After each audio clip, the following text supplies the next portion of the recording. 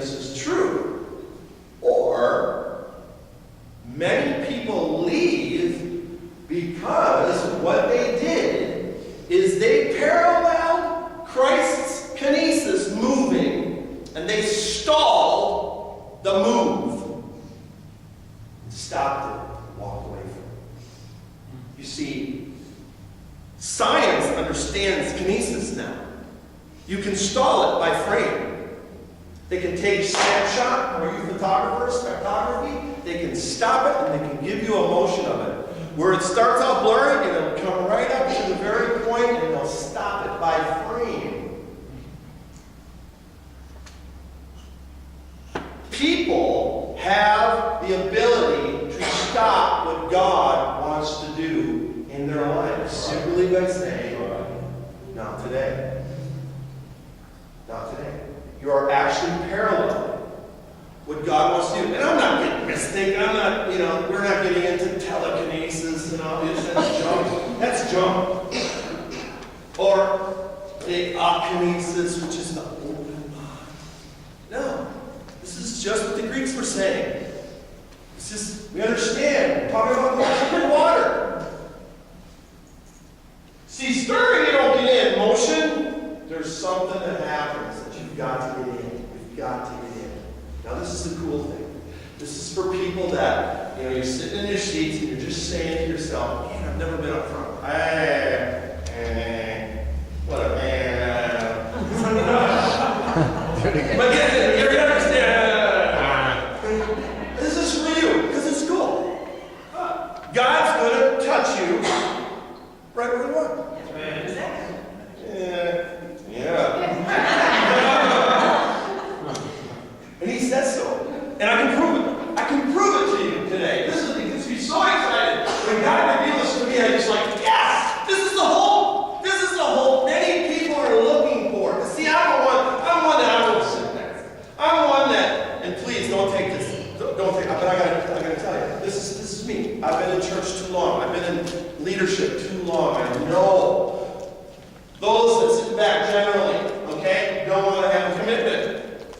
Those that sit up front get more out of the message. Okay, it doesn't make you do the message, it just means you get more out of it, okay? Those that sit I told you not to take this personal, did I? Those that sit in the middle are fence warmers. They're not warmers.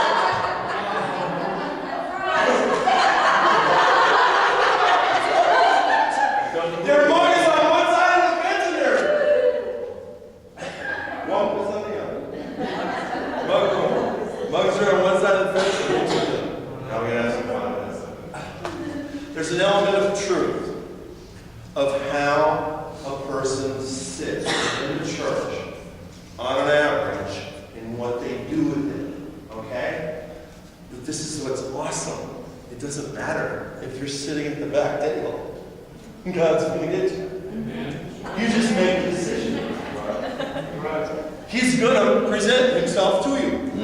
You just make the decision, that's all. So when he says, oh, you need to come up, you do need to come up. But if you don't want to, that's fine. That's why this is true freedom. Honest to God. Honest to him. Because he'll get you sitting at the back table. I don't have to worry about it.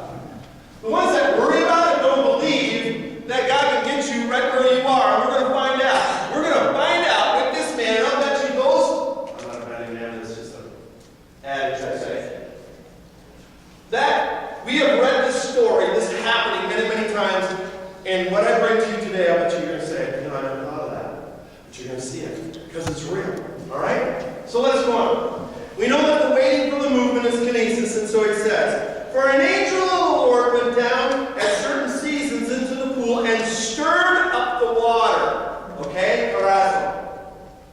Stirring up anxiety and frustration and all that negative stuff. Now, they were doing it. You got to get this, okay? The angel didn't come down. They were stirring the pot. But what was happening is all the people that were around this house of mercy, this pool of Bethesda, they knew that they had to get into the water. If they didn't get into the water,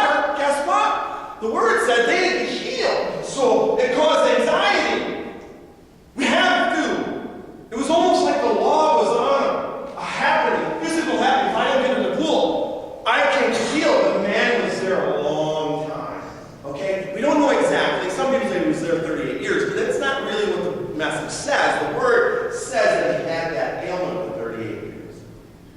How long he was there? He was there obviously enough to know that, hey, I've been trying, but nobody's here, okay? So, let's see what God has to say to this man. And what happens? This is violent. This is awful. For an angel of the Lord went down at a certain season into the pool and stirred up the water. Whoever then first, after the stirring up the water, stepped in, was made well from whatever disease with which he was afflicted. Didn't matter. When that water was stirred, if he got in the water, what? Second? Last? Whenever he could get there? No. What does the word say? First. Say first. First. First. First means what? What's the name? First. Oh, before second. I love your definitions, girl. Cindy says the definition of first is first. She wasn't here last week to give me the definition all. We had to do this on our own. But we got it today. First and. First. First. So those of you that are second would wait till the next time. The angel came and stirred the waters and stirred up their, I gotta get there. You see how anxiety would maybe built up in them? Infirmities. Actually, the man that he's talking to probably couldn't walk. And he was laying there and tentatively watching for that moment, the moment of what has been said in history and time again, the scuttle of the town. If you have an infirmity, go to the house of mercy. Wait for that water to be stirred. You get in. If you're the first one, you're well. When Jesus saw him, okay, let me go back, because I skipped a verse. Verse 5. A man was there who had been ill for 38 years. You see where the differentiation is? We don't know if he was there 38 years, but he had been ill for 38 years. When Jesus saw him lying there and knew that he had already been a long time in that condition, he said to him, "Do you wish to get well?" Say that. Do you wish to get well? For those of you that are way back there, do you wish to get well? Yes.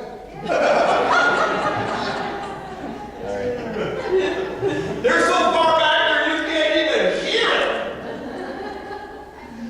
See, that's the reality of some of us. We're so far back there in our head and our heart.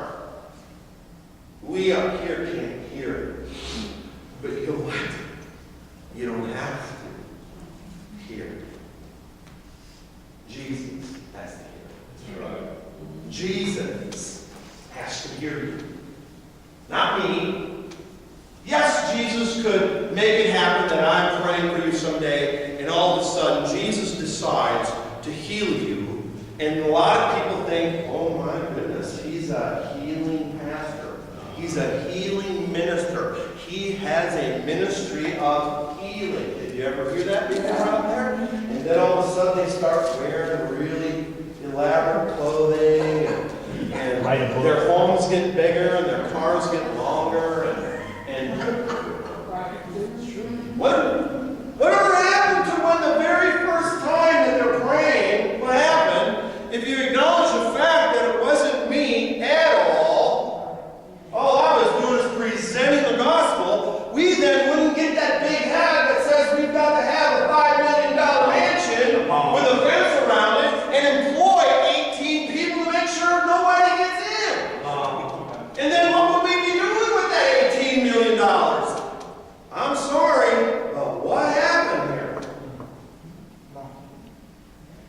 Jesus is talking to that man, and he said to him, "Do you wish to get well?" Do you understand that that man didn't know who he was? Yep. That man did not have a clue who was standing in front of him.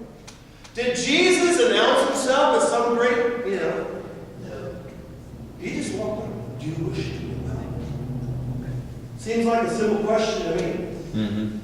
Can we give them a simple answer today? Do you wish to get well? Now, guess what? If you would answer yes, then you are acknowledging there's something in me that needs to get well.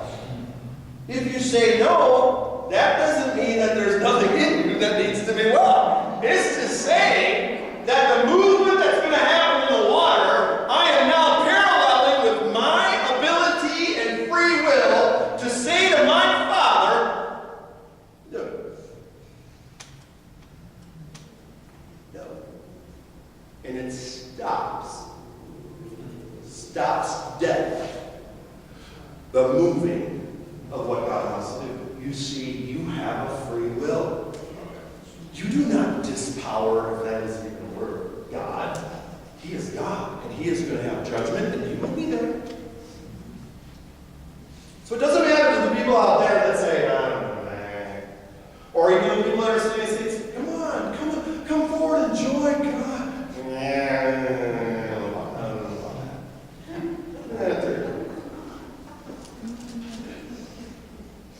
You should see what we see sometimes. You think you got a neck problem.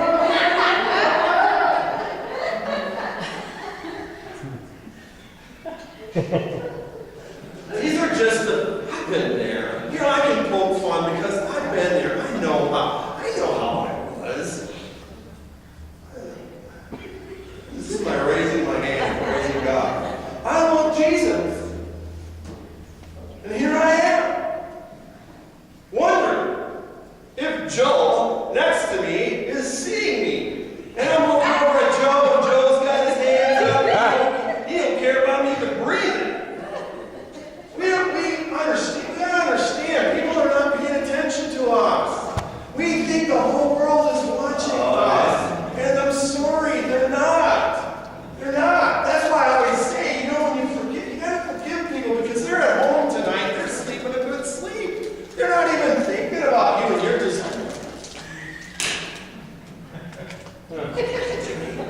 that anxiety that's building up. Call them up. Did Brad go, oh man, what do you want? I'm sleeping. What do you need?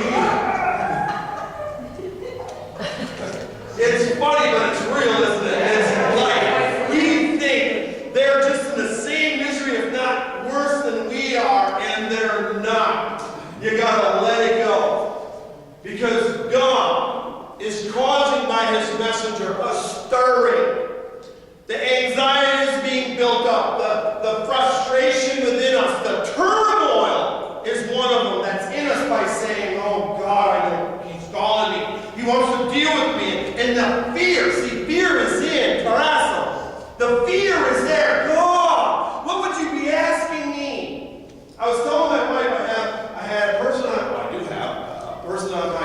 my Facebook, and I was just scrolling down the home page where you can just see where everybody is making a comment. She made a comment to somebody else, and it caught my eye, and I thought, hey, this is cool. I clicked it on, I wanted to know more what she was talking about. And she was telling this other guy that she witnessed to somebody that she was working with.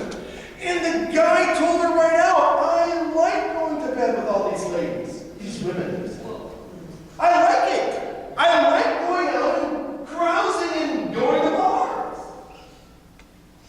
He stopped it right there. He stopped it with his will right there. She made a comment. What do you say to that? Sometimes you don't.